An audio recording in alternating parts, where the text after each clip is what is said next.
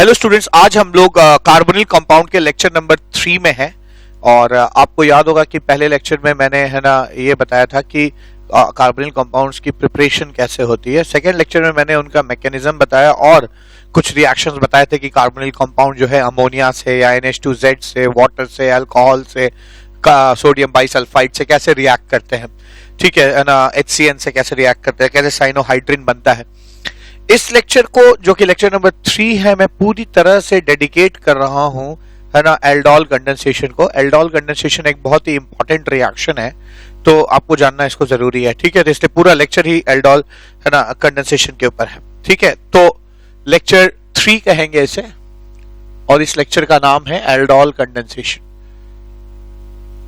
Aldol condensation कहेंगे इसे, ठीक है।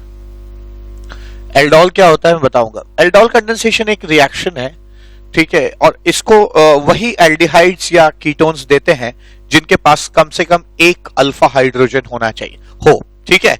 तो कंडीशंस क्या होंगी? The prime condition for aldol condensation is that any carbonyl compound which has at least got one alpha hydrogen will exhibit this reaction, ठीक है। तो aldol condensation is given by all carbonyl compounds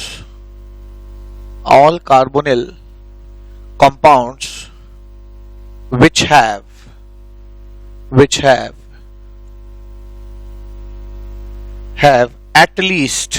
at least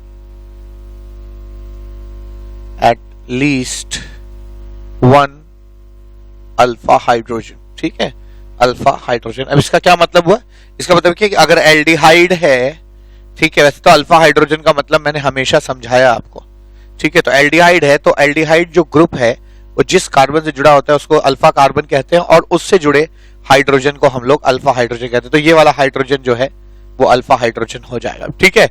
या अगर आप ketone की बात करिए तो CO ग्रुप के साथ जो कार्बन अटैच्ड होते हैं उन कार्बन ग्रुप्स को हम अल्फा कहते हैं। अब जैसे फॉर इंस्टेंस मान लीजिए ये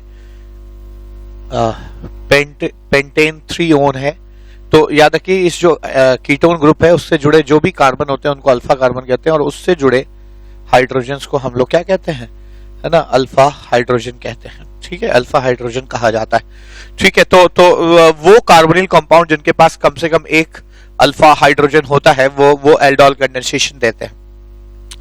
तो आइए देखते हैं क्या होता है एल्डोल कंडेंसेशन। एल्डोल कंडेंसेशन में बेसिकली है ना आप एक 2 मोल एल्डिहाइड या कीटोन लेते हैं जिनके पास मैंने कहा एक अल्फा हाइड्रोजन होना चाहिए। तो यहाँ पे इस एल्डिहाइड के बगल में एक अल्फा हाइड्रोजन है, तो ये एल्डोल कंडेंसेशन शो करेगा, और इसको हम लोग है ना डाइल्यूट अल्कली से ट्रीट करते हैं, ठीक है ना, डाइल्यूट OH से ट्रीट किया जाता है। डाइल्यूट OH मींस है ना NaOH एक्वस हो सकता है, ठीक है, या KOH एक्वस हो सकता है। कभी कभी मैंने है ना कैल्शियम हाइड्रोक्साइड एक्वस भी देखा है। तो all of them are same thing, ठीक है, सभी जो है OH माइनस जो है सब में होता है, और डाइल्यूट अल्कलीज जो है उस रिएक्शन को देते हैं।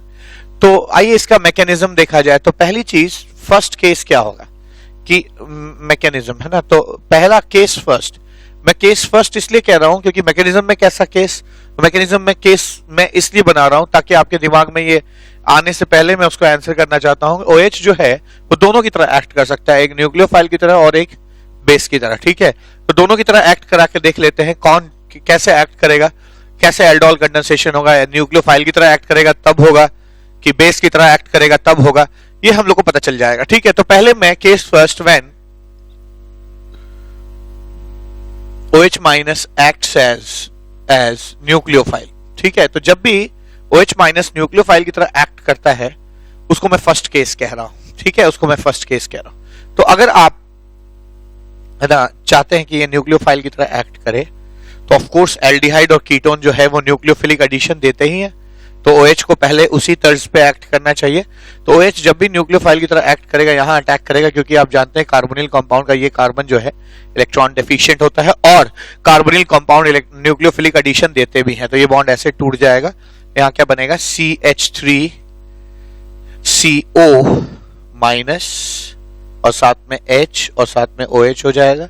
और आप जानते हैं कि ये सारा चीज एक्वस मीडियम में हो रहा है, तो स्ट्रे H+ हमेशा होंगे, ठीक है। तो कोई H+ जो है वो यहाँ आके जुड़ जाएगा, ठीक है, यहाँ आके जुड़ जाएगा और ये क्या बन जाएगा, CH3CO सॉरी ये बन जाएगा CH3 और OH और आप जानते हैं ये हाइड्रेट है और हाइड्रेट्स जो हैं वो अनस्टेबल माने जाते हैं। ठीक है, हाइड्रेट्स जो हैं अनस्टेबल माने जाते हैं और जैसे ही ये बनते हैं ये वाटर इनमें से फिर निकल जाता है और ये वापस जो है उसी रास्ते उसी मैकेनिज्म से वापस लौट जाता है। ठीक है, तो एक चीज तो समझ में आया कि अगर आप OH यहां पर न्यूक्लियोफाइल की तरह एक्ट करेगा तो रिजल्ट कुछ भी नहीं होगा, रिएक्शन फॉरवर्ड जाएगा फिर बैकवर्ड चला जाएगा, कोई स्टेबल प्रोडक्ट नहीं बनेगा। ठीक है, तो एक चीज समझ में आया कि when OH acts as nucleophile there will be almost like no reaction, एक इक्विलिब्रियम आके रुक जाएगा। तो यानी कि अब यहाँ पर मुझे ये देखना होगा कि न्यूक्लियोफाइल बेस की तरह काम करे, है ना, तो कैसे रिएक्शन होगा। ठीक है, क्योंकि OH जो है वो न्यूक्लियोफाइल की तरह तो एक्ट करके कोई रिजल्ट नहीं दे रहा, तो अब मैं देखूंगा कि OH बेस की तरह एक्ट जब करता है तो क्या रिजल्ट्स रहते हैं। ठीक है, तो मैं यहां पे इसका मैकेनिज्म लिख रहा हूं फ्रेश, ये जगह इसलिए छोड़ रहा हूं कि मुझे यहां पे अभी कुछ चीजें लिखनी है, तो मैं यहां से इसका मैकेनिज्म शुरू कर रहा हूं। नाउ केस सेकंड क्या हो जाएगा, केस सेकंड कि अगर ये बेस की तरह एक्ट करता है when OH minus acts as base, जब OH minus बेस की तरह एक्ट करता है तो क्या होगा। ठीक है, तो अगर तो मैं याद रखिएगा कंडेंसेशन है ना, कंडेंसेशन का मतलब होता है कि जब भी कोई दो चीजें आपस में मिलें और एक छोटा सा कोई मॉलिक्यूल निकल जाए, चाहे वो वाटर हो, चाहे अल्कोहल हो, चाहे अमोनिया हो, तो उस रिएक्शन को आप कंडेंसेशन कहते हैं। तो कंडेंसेशन का मतलब होता है दो मॉलिक्यूल का एक दूसरे में जुड़ जाना और एक छोटे मॉलिक्यूल का निकल जाना। वो मॉलिक्यूल वाटर हो सकता है, अमोनिया हो सकता है, या फिर अल्कोहल हो सकता है, या कोई भी एक छोटा मॉलिक्यूल हो सकता है। ठीक है, तो यहां पर कंडेंसेशन का मतलब होता है 2 मोल ये लेना, 2 मोल्स। ठीक है, 2 मोल इसको लेंगे, 2 मोल कंडेंस करते हैं। ठीक है, तो इन 2 मोल्स में से 1 मोल मैंने यहां लिया CH3COH। ठीक है, और यहां पर OH माइनस है। ठीक है, ये OH माइनस है, यहां पे क्या होगा, OH माइनस बेस है। और आप जानते हैं कि किसी भी कार्बोनिल कंपाउंड का जो अल्फा हाइड्रोजन होता है वो एसिडिक होता है, इसलिए क्योंकि आपको खुद समझ में आएगा क्यों। ये OH अगर इस H को निकाल लेगा तो यहां पे क्या बनेगा, CH2 माइनस CHO। ठीक है, CHO, तो ये बन जाएगा आपका, है ना, एक H निकालते ही, है ना, ये कॉन्जुगेट बेस। देखिए, उस हाइड्रोजन को एसिडिक कहते हैं जिसके जाने के बाद जो कॉन्जुगेट बेस बने वो स्टेबल हो। क्यों मैंने कहा कि अल्फा हाइड्रोजन कार्बोनिल कंपाउंड का स्टेबल होता है, इसलिए नहीं, अल्फा हाइड्रोजन जो है वो किसी भी कार्बोनिल कंपाउंड का एसिडिक होता है, इसलिए क्योंकि H जाने के बाद जो कॉन्जुगेट बेस बनता है वो यहाँ पे रेजोनेंस स्टेबलाइज्ड होगा, तो काफी स्टेबल है। ठीक है, अब दूसरा मॉलिक्यूल न्यूक्लियोफाइल का, नहीं, दूसरा मॉलिक्यूल कार्बोनिल कंपाउंड का यहां आ जाएगा। अब चूंकि OH ने H निकाल लिया है तो ये जो बचा ये, ठीक है, ये कॉन्जुगेट बेस जो है, now that will act as a nucleophile, ये आपका न्यूक्लियोफाइल की तरह एक्ट करेगा। और न्यूक्लियोफाइल कभी भी कहां अटैक करते हैं, कार्बोनिल कंपाउंड के डेल्टा पॉजिटिव पे, और ऐसा करने में कोई बुराई भी नहीं है, इसलिए क्योंकि कार्बोनिल कंपाउंड्स जो है वो न्यूक्लियोफिलिक एडिशन रिएक्शन देने के लिए जाने जाते हैं, तो ये बॉन्ड ऐसे टूट जाएगा। ठीक है ना, ये बॉन्ड ऐसे टूट जाना चाहिए। तो आप समझते हैं मेरी बात कि क्या हुआ, जहां पे मैंने 2 मोल कार्बोनिल कंपाउंड लिए तो पहला मोल जो कार्बोनिल कंपाउंड का है उससे H निकल जाएगा, और जो नेगेटिव चार्ज आएगा वो कार्बोनिल कंपाउंड जिसपे नेगेटिव चार्ज है अल्फा हाइड्रोजन निकलने के बाद, उसको हम न्यूक्लियोफाइल कहेंगे। और अगले एल्डिहाइड को या को हम में उसको उस न्यूक्लियोफाइल का एडिशन कर देंगे, और ऐसा करने में कोई बुराई नहीं क्योंकि कार्बोनिल कंपाउंड्स न्यूक्लियोफिलिक एडिशन देते हैं। तो होगा क्या, मैं इसको लिख रहा हूं CH3 C, इस बॉन्ड के टूटने के बाद O माइनस H, और फिर ये जुड़ा है CH2 CHO से, CH2 CHO से जुड़ा हुआ है। ठीक है, ये आ जाएगा। और फिर आप जब इसमें एक H+ डालेंगे, ठीक है, एक H+ लीजिए, और ये H+ कौन सा है, तो जो H+ गया है, क्योंकि यहाँ OH जो है वो कैटलिस्ट की तरह भी एक्ट कर रहा है ना। H अगर उसने लिया है तो सिस्टम से एक H वापस भी हो जाएगा ताकि नेट इफेक्ट 0 हो। तो ये H जो है इससे आके जुड़ जाएगा और क्या बनेगा, CH3 CH CH2 CHO, CH3 CHOH CH2 CHO, ये चीज बनती है। ठीक है, तो अगर आप बेस से ट्रीट करेंगे, मैं फिर बता दूं आपको, अगर आप एक बेस से एक किसी भी एल्डिहाइड या कीटोन को ट्रीट करेंगे तो पहला स्टेप है उसका अल्फा हाइड्रोजन निकल जाएगा और जो चीज बनेगी वो खुद न्यूक्लियोफाइल की तरह एक्ट करेगी। अब अगर ये न्यूक्लियोफाइल है तो अगला जो कार्बोनिल कंपाउंड है वो उसमें वो न्यूक्लियोफाइल ऐड हो जाएगा, एडिशन न्यूक्लियोफिलिक, और दोनों जुड़ जाएंगे। और जहां O पे नेगेटिव आएगा वहां पे जो हाइड्रोजन गया था, मान लीजिए इफेक्टिवली वही हाइड्रोजन आ गया वापस, क्योंकि रिएक्शन में अगर कैटलिस्ट कोई चीज ले जा रही है तो वो वापस भी कर देगी, तो इसलिए नेट इफेक्ट 0 रहा। तो ये चीज बना। अब इसको आप देख सकते हैं, ये पार्ट एल्डिहाइड है, दिस इज एल्डिहाइड। ठीक है, तो ये पार्ट जो है वो एल्डिहाइड है और ये पार्ट अल्कोहल है, अल्कोहल। ठीक है, दिस इज अल्कोहल। तो आप जानते हैं कि IUPAC नॉमेनक्लेचर में अल्कोहल के लिए ऑल वर्ड यूज करते हैं, ऑल वर्ड यूज किया जाता है अल्कोहल के लिए। ठीक है, तो अब अगर ये अल्कोहल है तो अल्कोहल के लिए ऑल वर्ड यूज हो जाएगा। ठीक है, ऑल वर्ड यूज करेंगे, ऑल, और इससे एल्ड आ जाएगा, इसलिए इसको एल्डोल कहा जाता है। ठीक है, इसलिए इसको एल्डोल कहा जाता है। तो ये जो मिला आपको ये एल्डोल कहा जाएगा, एल्डिहाइड से एल्ड आ जाएगा और अल्कोहल से ऑल आ जाएगा। ठीक है, तो ये जो चीज मिली आपको एल्डोल कहलाती है। ठीक है, एल्डोल का मतलब होता है अल्फा नहीं बीटा, बीटा पे हाइड्रोक्सी वाला कार्बोनिल कंपाउंड, चाहे वो कीटोन हो चाहे एल्डिहाइड। तो एल्डोल को आप एक और नाम से पुकार सकते हैं, एल्डोल इज बीटा हाइड्रोक्सी। ठीक है, बीटा हाइड्रोक्सी कार्बोनिल कंपाउंड। ठीक है, बीटा हाइड्रोक्सी कार्बोनिल कंपाउंड को आप एल्डोल कहते हैं। तो एल्डोल का अगर आप बहुत ही तमीज वाला नाम लेना चाहते हैं तो आप कहेंगे एल्डोल का मतलब क्या हो गया। एल्डोल तो ट्रिवियल नाम है, जो उसका जनरल नाम है उसको हम एल्डोल कहते हैं। एल्डोल को बेसिकली कहा क्या जाना चाहिए, बीटा हाइड्रोक्सी कार्बोनिल कंपाउंड। ठीक है, तो एक चीज तो समझ में आया कि यहां पर आप अगर एल्डोल करते हैं तो एल्डोल में होगा क्या, है ना। ये पहले स्टेप में अगर डाइल्यूट OH से ट्रीट करते हैं तो एल्डोल मिलेगा CH3 CHOH CH2 CHO, ये मिलेगा। और नेक्स्ट स्टेप क्या, अगर आप एल्डोल को हीट करेंगे, अगर हीट करेंगे तो एलिमिनेशन होगा, EI ऑफ कोर्स एलिमिनेशन हो जाएगा। और एलिमिनेशन में, है ना, अल्फा से हाइड्रोजन जाता है और बीटा से OH जाता है। ठीक है, अब ध्यान रखिएगा, अल्फा से हाइड्रोजन और बीटा से OH। ठीक है, ये ऑफ कोर्स ऐसे और ऐसे हो जाता होगा, तो ये H2O निकल आएगा और ये दो इलेक्ट्रॉन यहां पे बॉन्ड बना देंगे।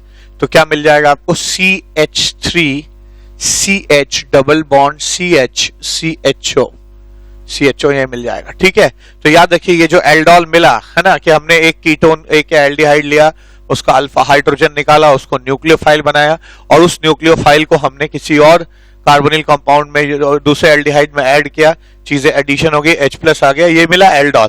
और अगर आप इसको हीट करेंगे तो आपको ये मिल जाएगा। ठीक है, हीट करेंगे तो ये मिल जाएगा। इसको क्या कहते हैं, ये alpha beta unsaturated carbonyl compound है। ठीक है, तो आप ध्यान दीजिए यहां पर ये क्या है, ये जो है अदा, तो आप एल्डोल जो है, एल्डोल होता है beta hydroxy carbonyl compound. Beta hydroxy carbonyl compound को आप एल्डोल कहते हैं। This is aldol carbonyl compound which is also called aldol. इस एल्डोल को जब आप हीट करते हैं तो आपको alpha beta unsaturated carbonyl compound मिलता है। तो ये क्या है, alpha beta unsaturated carbonyl compound. ठीक है, अनसैचुरेटेड कार्बोनिल कंपाउंड मिलता है। तो ये कुल मिला के एल्डोल कंडेंसेशन का मैकेनिज्म है। फिर से मैं एक बार आपको, है ना, हल्का सा इसको समझाना चाहता हूं कि एल्डोल वो लोग देते हैं जिनके पास अल्फा हाइड्रोजन होता है। जब आप OH को देखते हैं इस एरो पे, है ना, किसी भी कार्बोनिल कंपाउंड के साथ, तो आपके मन में आता है कि यार OH माइनस तो न्यूक्लियोफाइल है, लेकिन जब आप न्यूक्लियोफाइल की तरह इसको एक्ट कराते हैं तो हाइड्रेट बन जाता है, और हाइड्रेट मैंने पिछले लेक्चर में बताया है बहुत अनस्टेबल होते हैं और वापस चले आते हैं रिएक्शन में। तो it is almost like no reaction, या इक्विलिब्रियम होगा भी तो प्रोडक्ट का संख्या बहुत कम होती है। ठीक है, तो ये सॉल्यूशन तो नहीं है OH से रिएक्ट करने का। फिर अब OH जो है वो रूप बदलता है, वो कहता है मैं न्यूक्लियोफाइल की तरह नहीं एक्ट कर पा रहा हूं तो कोई बात नहीं, अब मैं किसकी तरह एक्ट करूंगा, बेस की तरह एक्ट करूंगा। और वो क्या करता है, किसी भी अल्फा हाइड्रोजन को निकाल लेता है, बेस की तरह एक्सट्रैक्ट कर लेता है। ऐसा करते ही जो कार्बोनिल कंपाउंड होता है वो न्यूक्लियोफाइल बन जाता है, क्योंकि उसके ऊपर नेगेटिव चार्ज आता है, और वो दूसरे न्यूक्लियोफाइल में जब ऐड होगा और फिर ये जो जगह जहां O माइनस आता है वहां H प्लस जुड़ जाएगा, तो आपको चीजें एल्डोल मिल जाती है। Aldol is basically beta hydroxy carbonyl compound. और कभी आप इसको हीट करेंगे तो अल्फा से H और बीटा से OH निकल जाएगा और यहाँ पे डबल बॉन्ड लग जाता है। तो एल्डोल को हीट करने पे आपको alpha beta unsaturated carbonyl compound मिलता है। ऐसा इसलिए होता है कि हाइड्रोजन अल्फा से ही क्यों जाता है और बीटा से OH इसलिए जाता है ताकि यहाँ डबल बॉन्ड लग सके। और यही डबल बॉन्ड लगना क्यों जरूरी है, इसलिए क्योंकि यहाँ जो डबल बॉन्ड लगेगा वो इसके साथ क्या होगा, रेजोनेंस में हो। जाने को तो बीटा से OH और गामा से भी H जा सकता था, पर अगर यहाँ पाई बॉन्ड लगता तो ये पाई बॉन्ड और ये पाई बॉन्ड आइसोलेटेड हो जाते और एक दूसरे से इनकी दूरी जो है बहुत ज्यादा बढ़ जाती, तो उतना अच्छा रिएक्शन नहीं हो पाता, वो तो स्टेबिलिटी नहीं हो पाती, रेजोनेंस नहीं हो जाता, क्योंकि ये आइसोलेटेड हो जाता है यहाँ और यहाँ। लेकिन अगर अल्टरनेट पोजीशन पे होते हैं, पाई बॉन्ड है नहीं है अल्टरनेट पोजीशंस पे होते हैं, तो उनमें बीच में रेजोनेंस होता है। तो इसीलिए हाइड्रोजन अल्फा से जाता है और बीटा से OH जाता है, इसलिए अल्फा से हाइड्रोजन और बीटा से OH जाता है ताकि जो पाई बॉन्ड लगे वो इसके साथ क्या हो, रेजोनेंस में हो। तो यहाँ पे मैंने अपनी तरफ से पुरजोर कोशिश की है कि मैं एल्डोल को थ्योरेटिकली समझा सकूं, लेकिन इसको और अच्छा समझने के लिए आइए इस पे कुछ क्वेश्चंस करते हैं। अब यहाँ पे मैंने 3 क्वेश्चन लिए हैं। अब यहाँ पे एसीटोन है और आप OH से ट्रीट कर रहे हैं, तो होगा क्या, एक अल्फा हाइड्रोजन ये निकाल लेगा, ठीक है, H2 हो जाएगा और ये चीज बन जाएगी आपकी CH3CO CH2 माइनस, ठीक है, ये आ जाएगा। और इसके आपको 2 मोल लेने हैं, 2 मोल लेने। तो 1 मोल में से तो इसने H निकाला और दूसरा कीटोन यहां पे है। अब यहां पे ये एज अ न्यूक्लियोफाइल एक्ट करेगा, ठीक है, न्यूक्लियोफाइल एक्ट करेगा और ये न्यूक्लियोफिलिक एडिशन देता है। एल्डिहाइड और कीटोन्स न्यूक्लियोफिलिक एडिशन देते हैं, तो ये बॉन्ड ऐसे टूट जाएगा। जो H यहां से गया था वो सिस्टम से, है ना, क्योंकि एक्वस मीडियम है तो H प्लस होंगे, H प्लस रिटर्न हो जाएगा। तो आपको यहाँ पे क्या मिलेगा, मिलेगा CH3CO CH2 यहां जुड़ जाएगा, CH2 जुड़ेगा C से, C जुड़ा है 2 CH3 से, और साथ में है ना OH हो जाएगा, ये OH हो जाएगा, ठीक है, ये चीज आ जाएगी। और आपने यहाँ पे देखा है कि हम लोगों ने हीट लिखा है, ठीक है, तो अगर आप इसको हीट करेंगे, अगर आप इसको हीट करेंगे तो होगा क्या, CO के, है ना, अल्फा पोजीशन से हाइड्रोजन और बीटा पोजीशन से OH चला जाएगा और यहाँ पे डबल बॉन्ड लग जाएगा। तो ये आ जाएगा आपका CH3C double bond O C, और H और OH निकलने के बाद यहां डबल बॉन्ड लग जाएगा, डबल बॉन्ड C CH3 ठीक है। तो ये आपका ऑफ कोर्स एक H यहां पे बच जाएगा, तो ये आपका alpha beta unsaturated carbonyl compound मिल जाएगा, ठीक है। और ये बीटा हाइड्रोक्सी कार्बोनिल कंपाउंड, इसको एल्डोल कहते हैं। एल्डोल को जब आप हीट करते हैं तो alpha beta unsaturated carbonyl compound मिलेगा, ठीक है। इसी तरह से ये वाला भी रिएक्शन हो जाएगा। यहां पे भी आपने 2 मोल लिया है, इसके अल्फा पोजीशन पे जो हाइड्रोजन है उसको OH एक्सट्रैक्ट कर लेगा, ठीक है, एक्सट्रैक्ट कर लेगा, और ये न्यूक्लियोफाइल बन जाएगा। और ऐसा एक और कीटोन जो है आप ले लीजिए जो कि एक्सेप्टर का काम करेगा, और यहां पर न्यूक्लियोफिलिक एडिशन होगा, फिर से H प्लस जो स्ट्रे होगा वो यहां आके जुड़ जाएगा। तो यहां पे आपको क्या मिलना चाहिए, क्या मिलेगा आपका, दिस कीटोन मिला, फिर ये इस जगह से जुड़ा हुआ है, यानी ये चीज इस जगह से जुड़ी हुई है, ठीक है, और ये ऐसे हो जाएगा, और ये O और H यहाँ पे OH लग जाएगा। तो ये आप देख सकते हैं alpha beta hydroxy carbonyl compound है, ठीक है ना। और फिर आप जब इसको हीट करेंगे,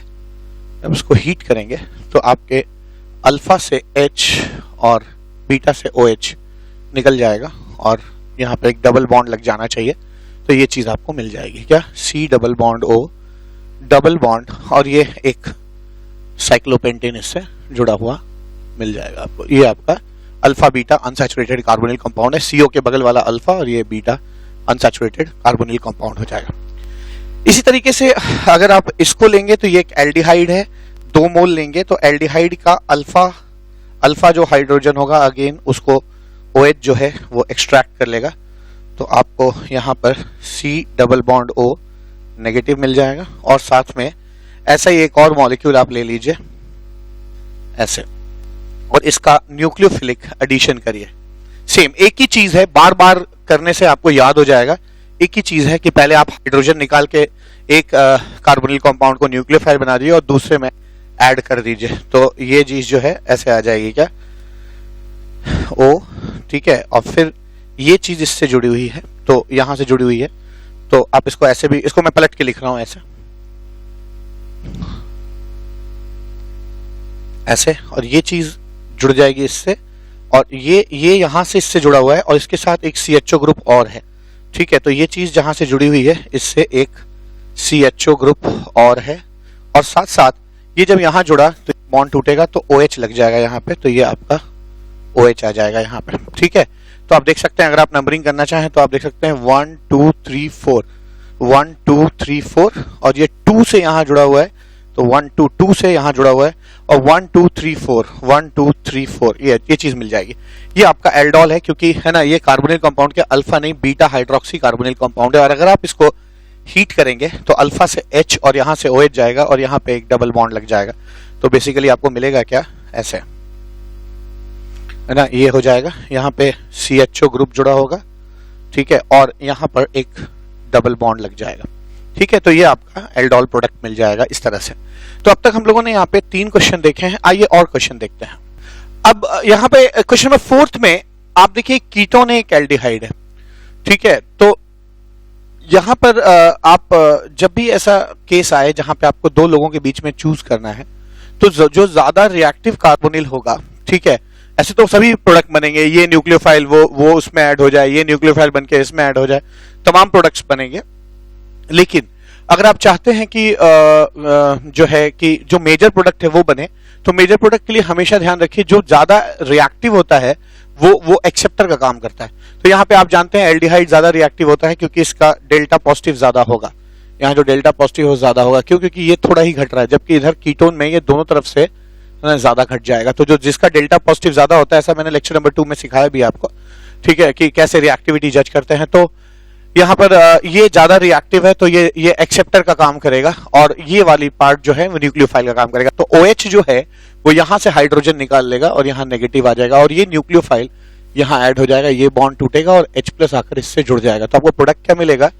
ये आपका क्रॉस एल्डोल कहा जाता है, और इसमें मेजर प्रोडक्ट जो है वो ये आ जाएगा, ये यहाँ जुड़ जाएगा और C डबल बॉन्ड O से नहीं ऐसे जुड़ेगा, और ये यहाँ जुड़ा है OH हो जाएगा और साथ में CH3 है, तो ये OH हो जाएगा और साथ में है ना CH3 हो जाएगा, ठीक है, ऐसा हो जाएगा। और अगर आप इसको हीट करेंगे, तो यहां से H और यहां से OH चला जाएगा और यहां डबल बॉन्ड लग जाएगा। तो आपको बेसिकली है ना ये चीज मिलनी चाहिए, ये चीज आपकी मिल जाएगी, ठीक है। अच्छा, ध्यान इस बात का देना है कि बेसिकली एल्डोल जो है ना वो एक कंडेंसेशन रिएक्शन है। तो इसमें होता क्या है कि यहां से 2 H जाता है और यहां से O जाता है। अगर आप इफेक्टिवली शॉर्टकट करना चाहते हैं तो अल्फा पोजीशन से 2 हाइड्रोजन निकाल लीजिए और यहां से O निकाल लीजिए और इस चीज को इससे डबल बॉन्ड से जोड़ दीजिए। ऐसा यहां हुआ है, ठीक है ना। यहां से 2 हाइड्रोजन गए हैं और जो डबल बॉन्डेड ऑक्सीजन था वो O हटा के हमने इससे जोड़ दिया, तो इफेक्टिवली वाटर निकल जाता है इसमें, क्योंकि यहाँ निकलते हुए दिख भी रहा है आपको, और डायरेक्ट आपको प्रोडक्ट मिल जाएगा। तो हमेशा ध्यान रखिए कि है ना, अगर आप डायरेक्ट करना चाहें तो अल्फा पोजीशन में 2 हाइड्रोजन निकाल लीजिए और जो एक्सेप्टर है उसका O हटा के ये जो डबल बॉन्ड है वो यहां से ही जोड़ दीजिए, ठीक है, तो आपको डायरेक्ट प्रोडक्ट मिल जाएगा।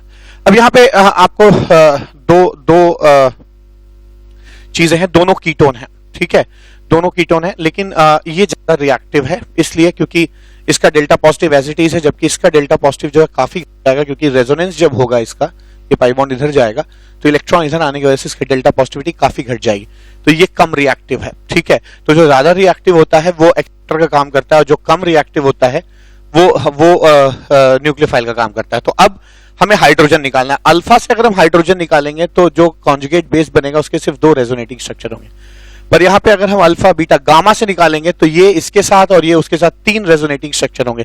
तो हमेशा हाइड्रोजन वहां से निकालते हैं जहां से निकलने के बाद जो कॉन्जुगेट बेस बने वो ज्यादा स्टेबल हो। ऐसे हाइड्रोजन को हम ज्यादा एसिडिक कहते हैं, बल्कि मैं ये कह सकता हूं कि हाइड्रोजन हमेशा वहां से निकालिए जहां पर हाइड्रोजन ज्यादा एसिडिक हो। तो यहाँ का हाइड्रोजन कम एसिडिक है क्योंकि इसके कॉन्जुगेट बेस में 2 रेजोनेटिंग स्ट्रक्चर है, जबकि यहाँ का हाइड्रोजन ज्यादा रिएक्टिव है, यहाँ का हाइड्रोजन ज्यादा एसिडिक है क्योंकि यहाँ निकलने के बाद 3 रेजोनेटिंग स्ट्रक्चर इसके बनेंगे। ठीक है, तो कॉन्जुगेट बेस ज्यादा स्टेबल है। तो मैंने यहां से मैं हाइड्रोजन निकालूंगा और इसको एज अ न्यूक्लियोफाइल यहां पे जोड़ दूंगा, ये बॉन्ड टूट जाएगा और H प्लस जो है वो यहां जुड़ जाएगा। ठीक है, तो क्या मिल जाएगा आपको COH,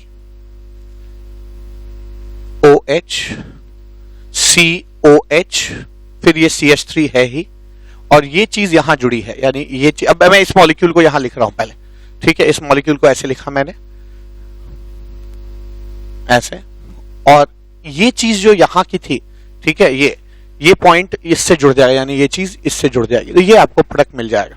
और अगर आप इसको हीट करेंगे तो याद रखिए ना, यहां से H और यहां से OH रह जाएगा और यहां डबल बॉन्ड लग जाएगा। यहां से H इसलिए जा रहा है क्योंकि यहां से H जाएगा और यहां से OH जाएगा, तो जो डबल बॉन्ड बनेगा वो डबल बॉन्ड इसके साथ क्या रेजोनेंस में होगा। जबकि आप यहां से हाइड्रोजन निकालेंगे तो अगर यहां पाई बॉन्ड लग भी जाएगा तो वो इसके साथ रेजोनेंस में नहीं होगा।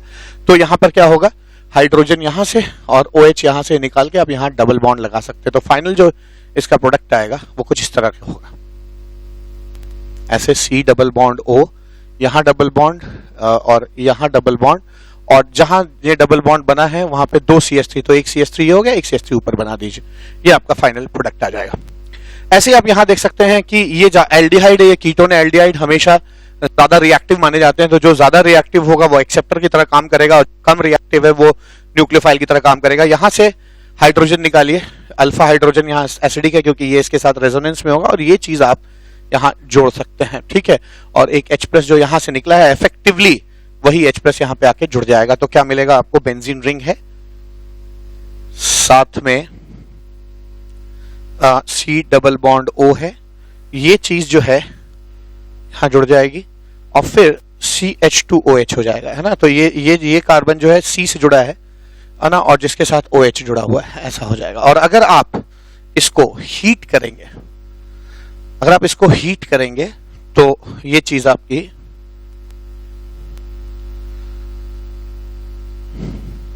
C डबल बॉन्ड O और OH यहां से और H यहां से निकल जाएगा, यहां डबल बॉन्ड लग जाएगा, तो ये चीज आपकी यहाँ पे डबल बॉन्ड आ जाएगा। ठीक है, ये चीज आपकी फाइनल प्रोडक्ट बन जाएगी। तो 6 क्वेश्चन हो गए। 7वां क्वेश्चन भी बहुत अच्छा है, यहाँ पे भी लगभग वैसा ही मिलता जुलता क्वेश्चन है, लेकिन यहाँ पे मैंने 2 केसेस लिए। अगर 1 मोल HCH लोगे तो क्या होगा, एक्सेस लोगे तो क्या होगा। पहले 1 मोल देखा जाए तो चूंकि ये एल्डिहाइड ये फॉर्मेल्डिहाइड है, इसका डेल्टा पॉजिटिव जो है वो पूरा इंटैक्ट रहेगा, जबकि इसका डेल्टा पॉजिटिव इसके प्लस आई इफेक्ट की वजह से थोड़ा सा घट जाएगा, इसलिए ये ज्यादा रिएक्टिव है।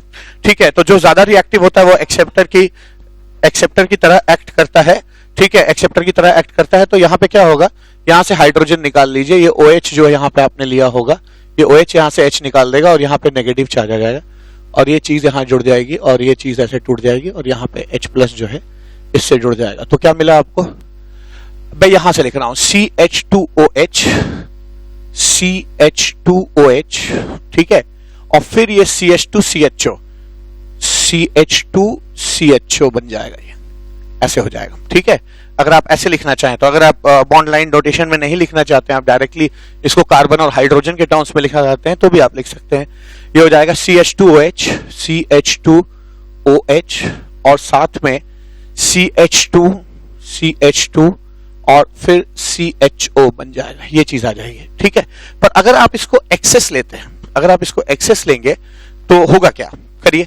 पहला स्टेप तो यही हो जाएगा, पहला प्रोडक्ट तो यही बनेगा। ठीक है, फर्स्ट मोल जो इस्तेमाल करेंगे तो यही बन जाएगा, CH2OH CH2CHO।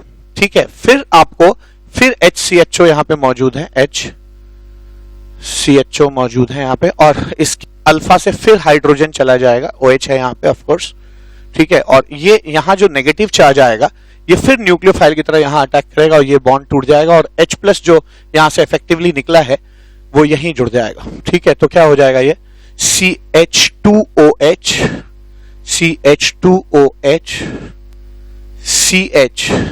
CH2OH, ठीक है। ये फिर से CH2OH से जुड़ जाएगा और साथ में एक CHO और हो जाएगा, ठीक है। ये चीज आई। अब फिर से अगर ये HCHO से आप ट्रीट करते हैं इसको, ठीक है, HCHO से ट्रीट करते हैं इन एल्कलाइन मीडियम, तो फिर से OH जो है इसका अल्फा हाइड्रोजन निकालेगा, क्योंकि ये हाइड्रोजन अभी भी एसिडिक है। तो यहां से हाइड्रोजन निकलने के बाद यहाँ जो नेगेटिव आएगा वो आपका यहाँ अटैक करेगा, ये बॉन्ड टूटेगा और H+ फिर से यहीं जुड़ जाएगा। तो मैं एक ही काम कर रहा हूं और बार बार रिपीटेशन से शायद आपको भी आइडिया लग गया होगा कि एल्डोल कंडेंसेशन होता क्या है। तो यहीं से ये CH2OH जुड़ जाएगा। तो क्या मिलेगा मुझे मिलेगा C, ये कार्बन लिख रहा हूं C, इसके बगल में मैंने CHO है ये लिख दिया CHO, ठीक है। और साथ में है ना CH2OH, CH2OH, CH2OH, ठीक है, ऐसे हो जाएगा, ठीक है।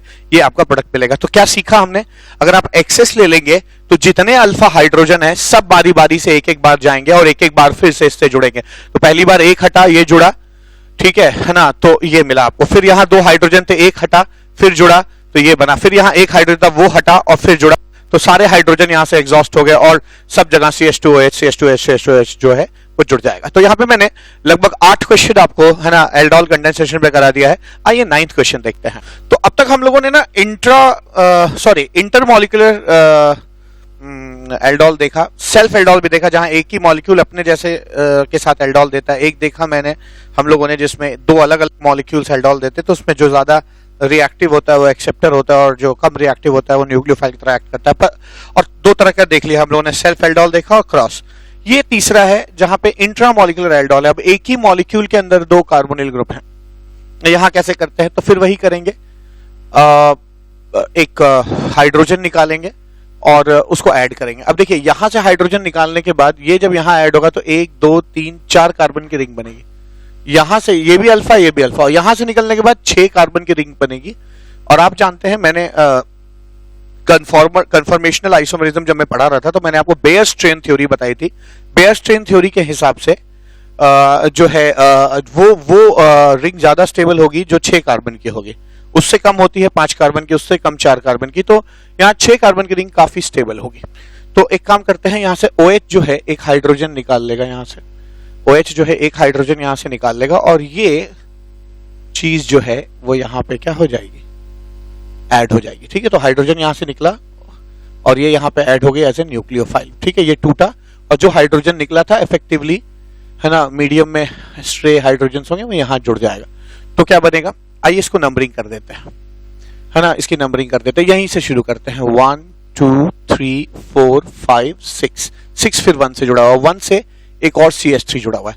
तो 1 2 3 4 5 6 तो बन जाएगा, है ना। ऐसे 6 कार्बन की रिंग बना लीजिए, 1 2 3 4 5 6, ठीक है ना। 1 से आप OH जोड़ दीजिए, 1 से OH जोड़ दिया, ठीक है।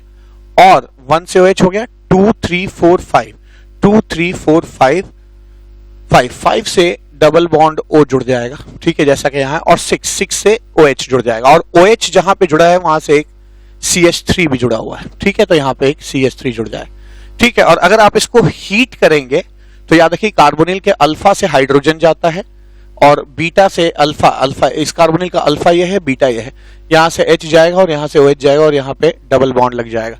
तो ये चीज जो है आपकी ऐसे कुछ बन जानी चाहिए, C double bond O, H और OH निकल जाएगा, यहां डबल बॉन्ड और ये आपका CH3 बन जाएगा, ठीक है। तो ये आपका alpha beta unsaturated carbonyl compound भी बन जाएगा, ठीक है। तो ये इंट्रामॉलिक्यूलर एल्डोल कहा जाता है इसको, क्योंकि एक ही मॉलिक्यूल के अंदर रिएक्शन हो गया, ठीक है। इट्स कॉल्ड इंट्रामॉलिक्यूलर एल्डोल, ठीक है। इसी तरह इस पर यहां आ जाइए, अब 10th क्वेश्चन है। तो ओजोनोलिसिस जब आप करते हैं, ठीक है, पहला स्टेप है ozonolysis. Ozone in CCl4, zinc in water. तो ओजोन लिसिस मैंने oxidation reduction and hydrolysis chapter में मैंने पढ़ाया है, आप वहां जाकर देख सकते हैं ओजोन लिसिस किसे कहते हैं। ओजोन लिसिस अगर आप नहीं जानते तो बेसिकली समझिए ओजोन लिसिस में जहां डबल बॉन्ड होता है वो कट के डबल बॉन्ड ओ हो जाएगा, यानी ये चीज कुछ इस तरह से बन जाएगी। मैंने यहाँ डायरेक्ट इसलिए किया क्योंकि ओजोन लिसिस को मैंने बहुत ही डिटेल में आपको पढ़ाया है। ये चीज बन जाएगी, ठीक है, ये कट के यहाँ ओ लग जाएगा, ओ लग जाएगा, ये चीज बन जाएगी। अब यहाँ पे क्या होगा, यहाँ पर अब OH माइनस एक्वस एक्ट करेगा, तो OH माइनस एक्वस एक्ट करेगा तो ये भी इंट्रामोलिकुलर एल्डोल जैसा ही है, ठीक है। अब आप देख सकते हैं कि आप इसके किसी अल्फा पोजीशन से निकाल लीजिए, चाहे यहाँ निकाल लीजिए, यहाँ अगर निकालते तो वो एक्सेप्टर हो जाएगा और यहाँ से निकालेंगे तो ये एक्सेप्टर हो जाएगा। तो एक काम करते हैं, है ना, इनमें से कहीं से यहाँ से हाइड्रोजन निकाले, तो OH अगर यहाँ से हाइड्रोजन निकाल लेगा तो यहाँ नेगेटिव आ जाएगा। अब ये एक्सेप्टर न्यूक्लियोफाइल की तरह एक्ट करेगा और ये एक्सेप्टर की तरह ये यहाँ अटैक करेगा, ये बॉन्ड टूट जाएगा और H+ आकर इससे जुड़ जाएगा, ठीक है, H+ आकर इससे जुड़ जाएगा। अब होता क्या है यहाँ पे, आप इसको जोड़ते हैं क्या हो जाएगा, तो ध्यान दीजिए 1 2 3 4 5 1 से जुड़ा हुआ है, ठीक है। और ये जैसे इससे जुड़ेगा तो ये भी एक रिंग बन जाएगी ऐसे, ठीक है, यानी 1 2 3 4 5 6 और इस इफेक्टिवली ये 7th हो जाएगा। अगर आप इधर से गिनेंगे तो ये 7th हो जाएगा, ठीक है। तो बनाते हैं, ठीक है, पहले तो 1 2 3 4 5 पांचवा इससे जुड़ा हुआ है, तो 5 कार्बन की एक रिंग बना लीजिए, ठीक है, 5 कार्बन की एक मैंने रिंग बना ली, ठीक है। ये 1 है, ये 1 है, चलिए 1 2 3 4 5 ऐसा हो गया, ठीक है, ठीक है, 5 हो गया ये। अब आप देखिए 1 से OH जुड़ा हुआ है, 1 से OH जुड़ा है, 2 3 4 5, ठीक है, 5 1 से जुड़ा है, तो 2 3 4 5, ठीक है, 5 1 से जुड़ा हुआ है, ये जुड़ गया।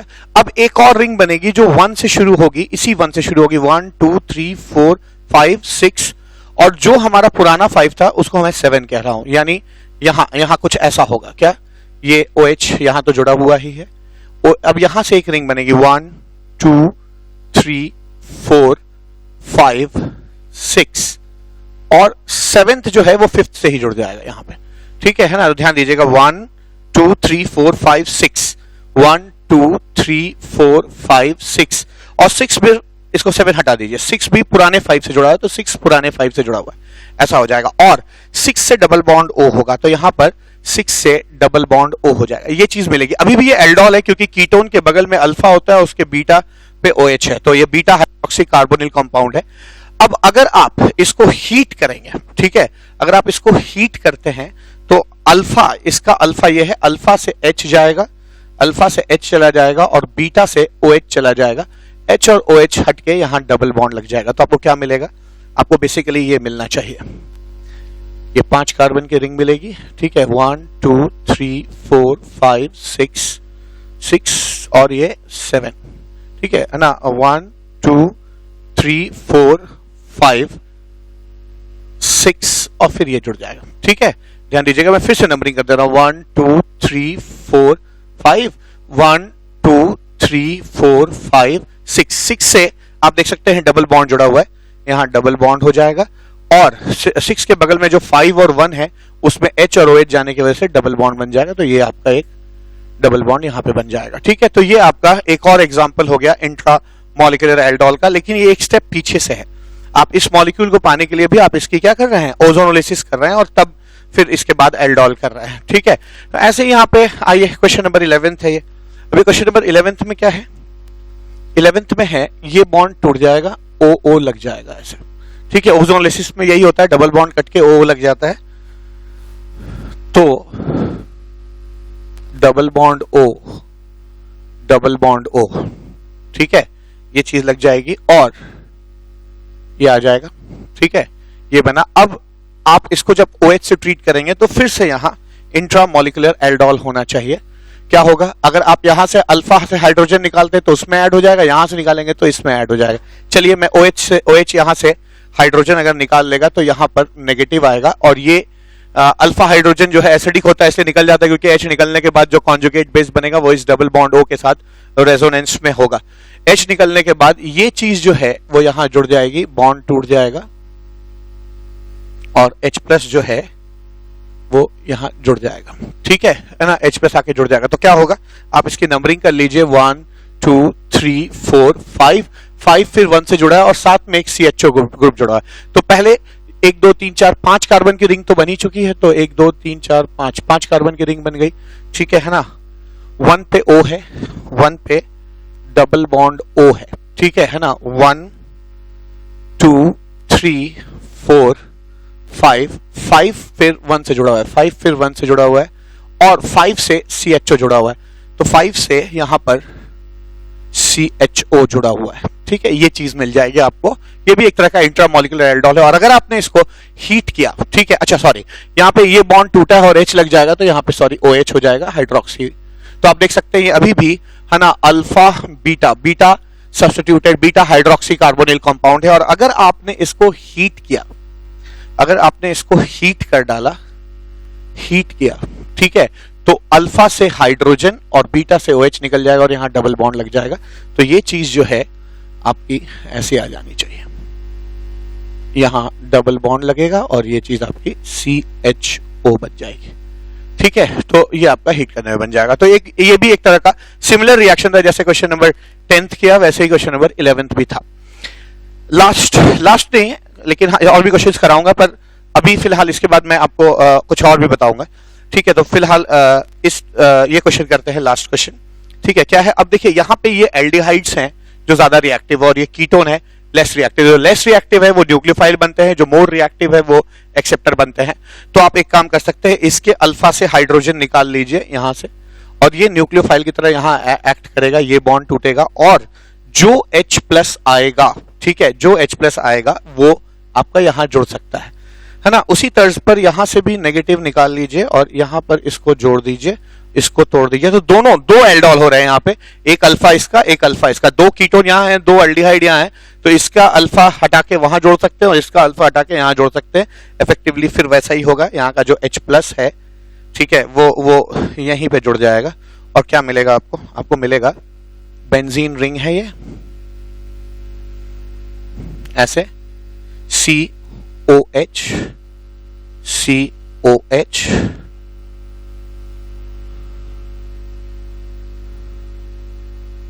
C डबल बॉन्ड O और यहां से ये जुड़ जाएगा, यहां से ये जुड़ जाएगा, C डबल बॉन्ड O आ जाएगा, ठीक है। आप देख सकते हैं ये अभी भी alpha beta hydroxy carbonyl compound है, ये भी बीटा हाइड्रोक्सी कार्बोनिल कंपाउंड है, ठीक है। तो अब होगा क्या, अगर आप इसको हीट करेंगे, अगर आप इसको हीट करते हैं तो यहां से H और यहां से OH निकल जाएगा, यहां डबल बॉन्ड लग जाएगा। और वैसे ही यहां अल्फा से H और बीटा से OH निकल के यहां डबल बॉन्ड लग जाएगा। तो ये कंपाउंड भी आपका एरोमेटिक हो जाएगा, ठीक है। तो ये चीज आपकी ऐसे आ जाएगी, है ना, ऐसे ये भी एरोमेटिक हो जाएगी। अब दिक्कत ये है कि ये जो मिला आपको फाइनली, ठीक है, ये भी है ना OH माइनस की वजह से टॉटोमराइज कर जाएगा, ठीक है ना, टॉटोमराइज कर सकता है, क्योंकि आपको मालूम है टॉटोमरिज्म मैंने लेक्चर नंबर 24-25 में पढ़ाया है GOC के। टॉटोमरिज्म क्या होता है कि यहां अल्फा से H जाता है और H कैसे जाता है ये भी समझिए, ऐसा कुछ होता है 1 1 2 और ये H यहां जुड़ जाएगा। ऐसा क्यों होगा अभी आपको पता चलेगा, ठीक है। ऐसे ही यहां पे भी जो हाइड्रोजन है वो आपका 1 2 और ये हाइड्रोजन यहां चला आएगा, ठीक है। तो क्या मिलेगा आपको, देखिए आपको मिलेगा कुछ ऐसा, है ना, बेंजीन रिंग, फिर एक और बेंजीन रिंग, फिर यहां डबल बॉन्ड लग जाएगा, यहां OH हो जाएगा और यहां भी डबल बॉन्ड लग जाएगा और यहां OH हो जाएगा। अब क्या होगा, ये भी बेंजीन रिंग एरोमेटाइज कर गई, तो यहां टॉटोमरिज्म और आसानी से होगा और जो इनॉल फॉर्म होगा वो ज्यादा स्टेबल होगा, क्योंकि ये बेंजीन रिंग भी टॉटोमराइज कर जाएगी। तो इफेक्टिवली मैं फाइनल रिजल्ट लिख रहा हूं, फाइनल रिजल्ट ऐसा आना चाहिए, यहां 3 फ्यूज्ड बेंजीन रिंग्स बन जाएंगी ऐसे, 3 फ्यूज्ड बेंजीन रिंग्स बन जाएंगी ऐसे, 1 2 3, तीनों एरोमेटिक होगी, तीनों एरोमेटिक है और OH और लास्ट वाले पे 2 OH ग्रुप लगा होगा, ठीक है। तो अब तक जो नॉर्मल एल्डोल्स हैं उन पे हम लोगों ने यहाँ पे 12 क्वेश्चन किए हैं। एक और कॉन्सेप्ट है जिसको कहते हैं रेट्रो एल्डोल, जिसपे मैं एक क्वेश्चन कराऊंगा और आपको समझाऊंगा कि रेट्रो एल्डोल होता क्या है, ठीक है। तो आइए क्वेश्चन नंबर 13 करते हैं। अब जो नेक्स्ट टॉपिक है वो रेट्रो एल्डोल है। रेट्रो एल्डोल क्या होता है? एक्चुअली एल्डोल की प्रॉब्लम ये है कि एल्डोल एक रिवर्सिबल रिएक्शन है। तो आपने एक एल्डिहाइड या कीटोन लिया तो वो एल्डोल में रिएक्ट करेगा और फिर एल्डोल वापस जो है ना, वापस उन रिएक्टेंट्स में भी चेंज करने की टेंडेंसी रखता है। तो कभी भी आपको, ठीक है, एल्डोल दिया हो और उसके सामने एरो पे OH लिखा हो तो आप समझ जाइए कि आपको रिवर्स जाना है। ठीक है, मैं क्या कहना चाहता हूं, मैं एक क्वेश्चन के मार्फत आपको समझाने की कोशिश करता हूं। तो मेरा नेक्स्ट टॉपिक है रेट्रो एल्डोल। ठीक है, रेट्रो एल्डोल। अब रेट्रो एल्डोल क्या होता है? तो मैं ये बता दूं कि पहली चीज क्या, द मेजर ड्रॉबैक, ठीक है, the major drawback of aldol is that the major drawback of aldol is that it is a backward reaction. It is a reversible reaction. Sorry, ठीक है, it is a basically a reversible reaction. तो ये reaction reversible होता है। ठीक है, आपको हर stable product नहीं मिलता। दूसरी चीज क्या? दूसरी चीज ये कि एक तो ये रिवर्सिबल तो होता ही होता है।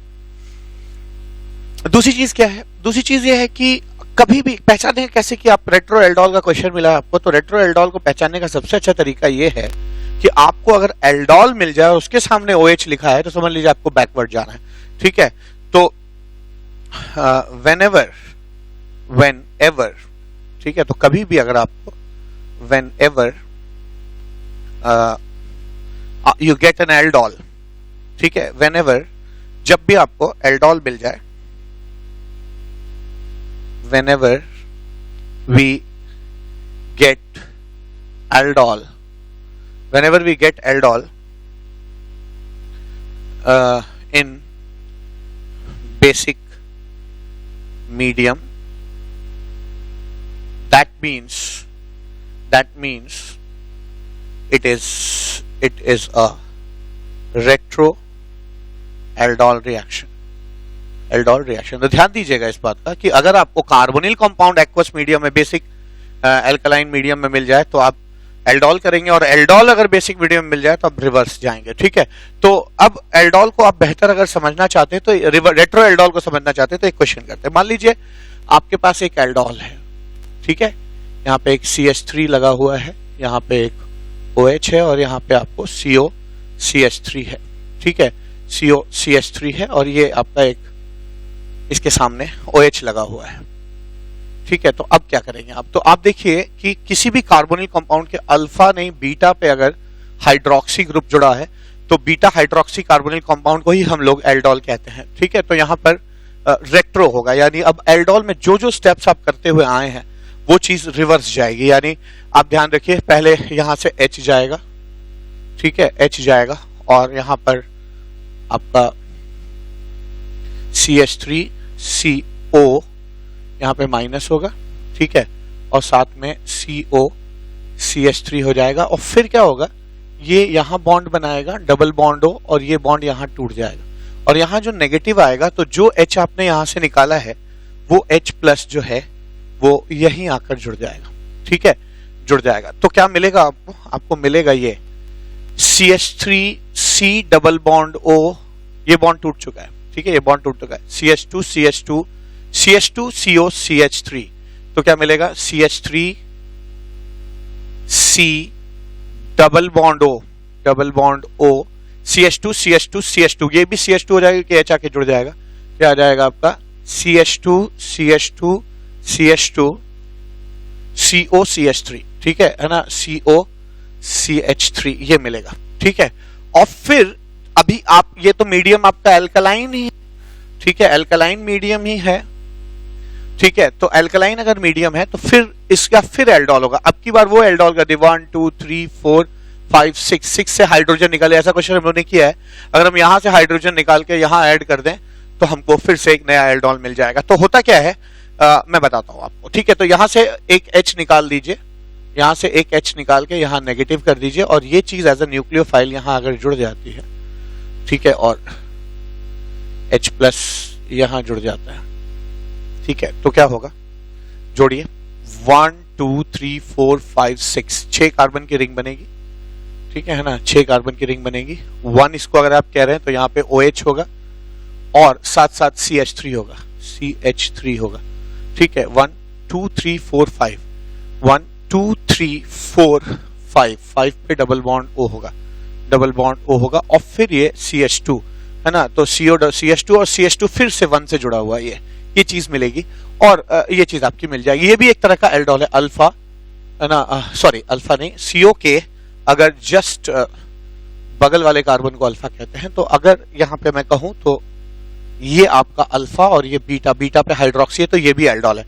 अब क्या होगा, एक्चुअली ये रिवर्सिबल रिएक्शन है। अगर ये OH फिर से यहां से हाइड्रोजन निकालेगा, फिर ये नेगेटिव चार्ज यहां आएगा, फिर ये बॉन्ड टूटेगा, फिर H यहां जुड़ के ये चीज वापस इसमें चेंज कर जाएगी, ठीक है। फिर से है ना, अब यहां से हाइड्रोजन जाएगा, फिर वो यहां अटैक करेगा, ये टूटेगा, H जुड़ेगा, तो आपको 1 2 3 4 कार्बन की ये रिंग मिल जाएगी, ठीक है। और फिर जो है H यहां पर आकर जुड़ जाएगा और ये चीज यहां मिल जाएगी। तो बेसिकली पूरा एल्डोल जो है वो रिवर्सिबल होता है। तो अगर अब तक मैंने ऐसे क्वेश्चन कराए थे जहां पे आपको ये देता था मैं और OH एल्कलाइन मीडियम देता था तो आप एल्डोल बना देते थे, लेकिन अगर कभी किसी क्वेश्चन में आपको प्रॉपर एल्डोल ही मिल जाए और बेसिक एल्कलाइन मीडियम होगा तो याद रखिए एल्डोल का आपको रिवर्स करना है, ठीक है। एल्डोल का आप रिवर्स करेंगे तो एल्डोल का रिवर्स रिएक्शन को हम लोग क्या कहते हैं, रेट्रो एल्डोल कहते हैं, ठीक है, रेट्रो एल्डोल कहते हैं। अब तक मैंने आपको एल्कलाइन मीडियम में बताया है एल्डोल कंडेंसेशन, और बेसिकली इस लेवल पे एल्कलाइन मीडियम में ही या बेस कैटलाइज्ड जो है एल्डोल ही कोर्स में है, लेकिन कुछ लोग इसमें एसिड कैटलाइज्ड एल्डोल भी पढ़ाते हैं, ठीक है। तो अगर मैं लास्ट टॉपिक इस लेक्चर का जो है एसिड कैटलाइज्ड एल्डोल उसको बताने की कोशिश कर रहा हूं, उसको भी आप सीख लीजिए, वो बहुत सिंपल है। और बेसिकली अगर आप ना बेस कैटलाइज्ड एल्डोल जानते हैं तो एसिड कैटलाइज्ड एल्डोल को समझने में उतनी मुश्किल नहीं होगी। मैं एक शॉर्टकट भी बताऊंगा जिससे कभी अगर एग्जाम में एसिड कैटलाइज्ड एल्डोल आ जाता है तो आप तुरंत उसके प्रोडक्ट को लिख पाएंगे। तो आइए एसिड कैटलाइज्ड एल्डोल देखते हैं। Acid catalyzed aldol, acid catalyzed aldol, तो आइए एसिड कैटलाइज्ड एल्डोल देखते हैं। तो अगर आप एक एल्डिहाइड ले लीजिए और इसको एसिड कैटलाइज्ड करिए, एल्डोल करने की कोशिश करते हैं, ठीक है। तो H प्लस एक्वस मीडियम है, क्या होगा, ठीक है। ऑफ कोर्स ये 2 मोल होगा। तो इसका मैकेनिज्म क्या है, इसको समझा जाए। इसका मैकेनिज्म क्या होता क्या है कि एक तो आप कार्बोनिल कंपाउंड को ऐसे ही ले लीजिए और दूसरा कार्बोनिल कंपाउंड इनॉल फॉर्म में भी एग्जिस्ट करते हैं जहां H हट के यहां डबल बॉन्ड लग जाता है और ये बॉन्ड टूट के H यहां लग जाता है, तो ये उसका इनॉल वर्जन है, ये इनॉल वर्जन है। इनॉल एसिड कैटलाइज्ड टॉटोमरिज्म भी होता है, तो इसलिए इनॉल फॉर्म भी एग्जिस्ट करेगा। तो ये एक इनॉल फॉर्म है। अब इसका क्या मैकेनिज्म है, ये एल्कीन जो है वो न्यूक्लियोफाइल की तरह, ये बॉन्ड टूटेगा यहां नेगेटिव और ये नेगेटिव यहां पे जुड़ जाएगा और ये बॉन्ड ऐसे टूट जाएगा, ठीक है। तो यहां पे क्या हुआ, एल्कीन अपना पाई बॉन्ड टूट जाएगा, एल्कीन का एक तरफ नेगेटिव यहां पॉजिटिव आ जाएगा ऑफ कोर्स, और ये न्यूक्लियोफाइल की तरह यहां ऐड हो जाएगी, ठीक है। तो यहां मिलेगा क्या आपको, यहां मिलेगा CH3 CHO माइनस, ठीक है। और फिर ये CH2 COH और यहां पे प्लस हो जाएगा H, ठीक है, ये आ जाएगा। अब होगा क्या यहां पर, अब ये जो लोन पेयर है ये इसके साथ पी पाई बॉन्ड बना लेगा, तो होगा ये कि ये CH3 CHO minus CH2 COH, यहां डबल बॉन्ड लग जाएगा और यहां पे एक प्लस आ जाएगा ऑफ कोर्स, और यहां जो हाइड्रोजन है, यहां जो हाइड्रोजन है, ये हाइड्रोजन जो है ऐसे जुड़ा रहेगा, इसके साथ H लग जाएगा यहां पे। अब ये हाइड्रोजन इसको लीव कर जाएगा और ये हाइड्रोजन आकर यहीं लग जाएगा। तो बेसिकली मिलेगा क्या आपको, मिलेगा ये CH3 CHOH CH2 CHO, ये आपका एल्डोल मिल गया। लेकिन ये रिएक्शन यहां नहीं रुकता, यही एसिड कैटलाइज्ड एल्डोल की खास बात है। इसके बाद फिर से H प्लस यहां अटैक करेगा, ठीक है, तो ये H प्लस जो है वो फिर से यहां अटैक करेगा और क्या मिलेगा आपको, CH3 CHOH H plus CH2 CHO ये मिल जाएगा।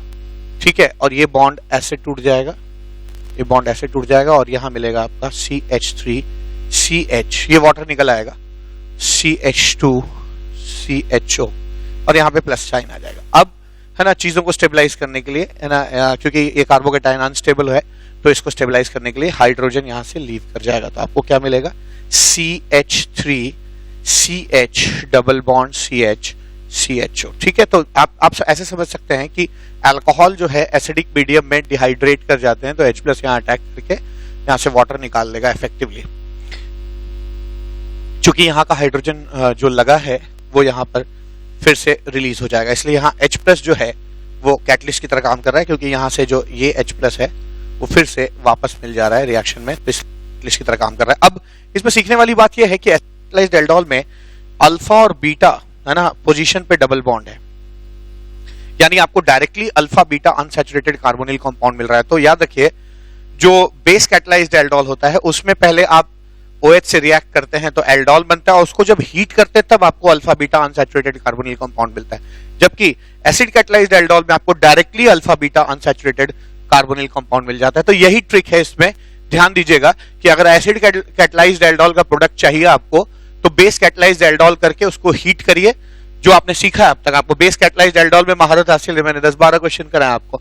तो आप क्या करिए, कभी भी आपको एसिड कैटलाइज्ड एल्डोल मिलता है तो आप पहले बेस कैटलाइज्ड एल्डोल से एल्डोल बनाइए, फिर उसको हीट करके वाटर निकाल लीजिए। ठीक है, तो जो प्रोडक्ट बनेगा वो डायरेक्टली एसिड कैटलाइज्ड एल्डोल में मिल जाएगा। तो यहां पर आपको मिलेगा जो मैंने अभी बनाया, CH3 CH double bond CH CHO। और इसमें सीखने वाली बात क्या है कि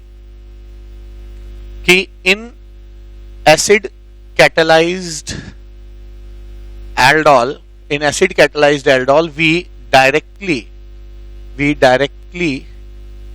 get alpha beta unsaturated carbonyl compound। ठीक है, तो आपको directly alpha beta unsaturated carbonyl compound मिल जाएगा। ठीक है, ये आपका एसिड कैटलाइज्ड एल्डोल हो गया। ठीक है, तो अब मैंने यहाँ पे आपको है ना दोनों तरह के एल्डोल बता दिए, एसिड कैटलाइज्ड एल्डोल किसे कहते हैं और बेस कैटलाइज्ड एल्डोल क्या होता है ये बता दिया, और उस पे क्वेश्चंस भी करा दिए।